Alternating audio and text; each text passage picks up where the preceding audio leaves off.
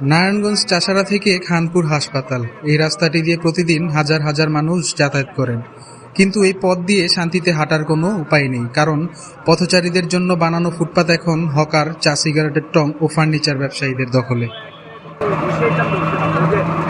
হকারদের জন্য আলাদা মার্কেট করে দেওয়া হয়েছে ঠিকই, কিন্তু হকাররা এখন আর মার্কেটের ভেতরে থাকতে চান না। তারা দোকান সাজিয়ে বসেছেন মার্কেটের ঠিক সামনের ফুটপাতে। ফলে ফুটপাত দিয়ে হাঁটা তো দূরের কথা, সেখানে দাঁড়ানোরও কোনো জায়গা নেই। একটু সামনে গেলেই ডন চেম্বার এলাকা, সেখানে আবার ফুটপাত দখল করেছেন ফার্নিচার ব্যবসায়ীরা।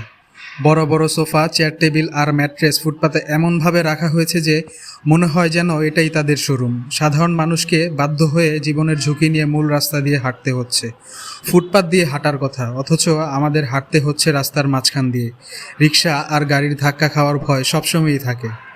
হাসপাতাল এলাকা হওয়ায় এই রাস্তা দিয়ে সবসময় রোগী ও অ্যাম্বুলেন্স চলাচল করে। এমন গুরুত্বপূর্ণ এলাকায় রাস্তা এভাবে দখল করে থাকায় প্রতিদিন সাধারণ মানুষকে চরম ভোগান্তি পোহাতে হচ্ছে। প্রশাসন কি পারবে ফুটপাত দখলমুক্ত করে সাধারণ মানুষকে স্বস্তি দিতে?